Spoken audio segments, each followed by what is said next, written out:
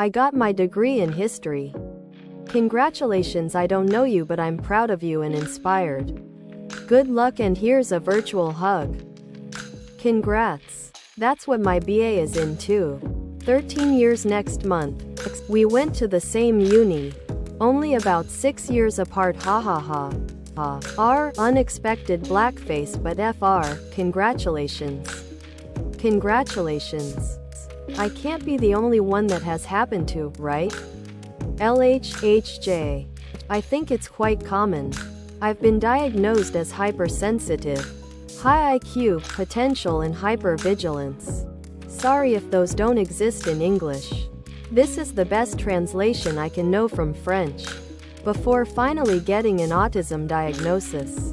None of those are in the DSM verses, and some are just plain scams to sell all types of books on how this type of person thinks and reacts differently than the others.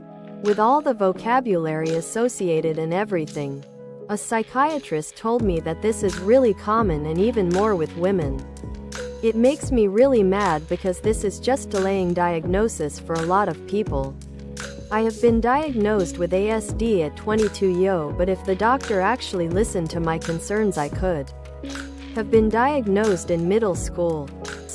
Is it wrong that I half think that highly sensitive and gifted are often code words for ASD? I just looked up HSP and it just sounds like autism for * women.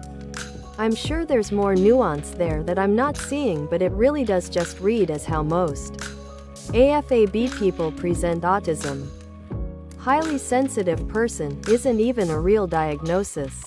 Some therapist just made up the term one day, then started talking about it online as if it were a real thing. Somehow it caught traction. I got labeled that when I was young by a psychiatrist. I also had a licensed therapist dub me an indigo child. Edit to clarify. These were both religion accommodating doctors. The only ones my mother approved of. Why does my autistic boyfriend have constant meltdowns? None of us know enough to do more than guess. We don't know him. Nevertheless, here's my guess. He thinks you're wonderful and his self-esteem is non-existent, so he can't figure out why you're even with him in the first place. He's just waiting for you to walk out, and nothing you can say is going to change that while his self-esteem is so low. Now he goes and has a meltdown, which he's interpreting as a shameful thing in front of the one person he always wants to look the best for.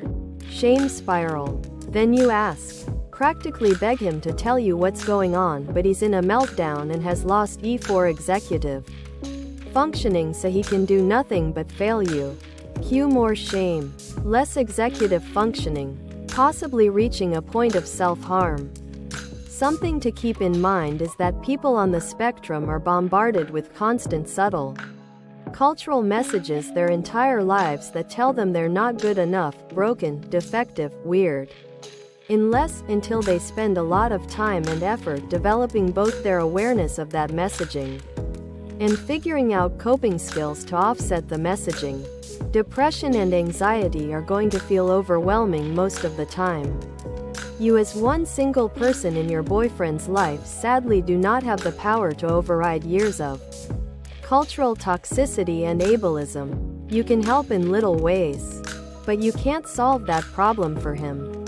His best bet is finding a good therapist, but that's something he has to be ready to do, and it can take years for him to do the work once he decides to start.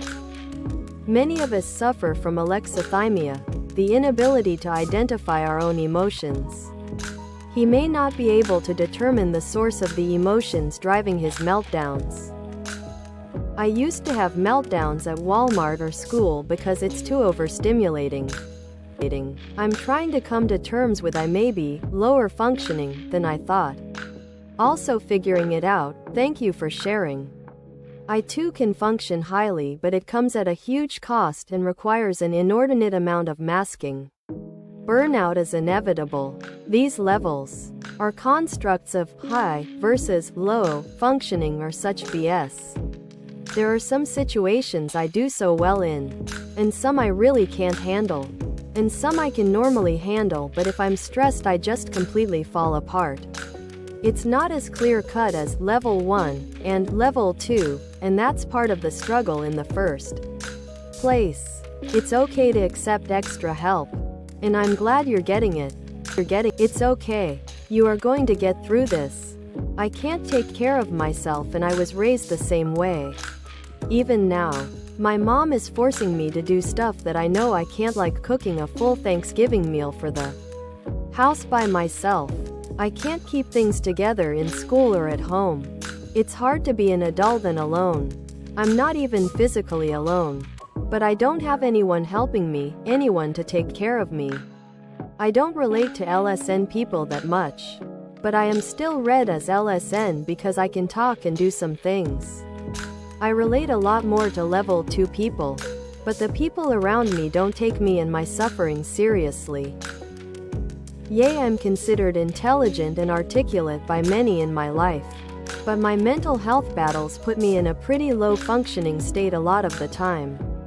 I'm really prone to meltdowns and shutdowns. I feel the exact same.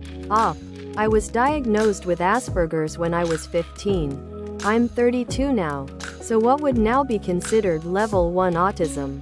But I was heavily masking and in denial about how much I struggled at the time and tried to answer all the questions the way I thought they wanted to hear.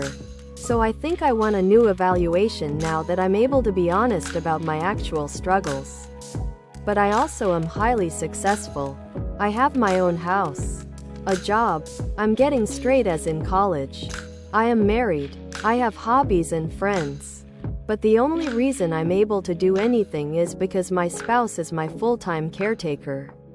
If we ever broke up, I would have to give up my entire life and go live in a residential facility. So I'm successful because I have basically unlimited support for any time I struggle at all. But I'd DK if an evaluator would see it for what it is. Or if they would just see how successful I am and say clearly I have no issues. It's hard, but just coming to terms with identifying more with level 2 was validating for me.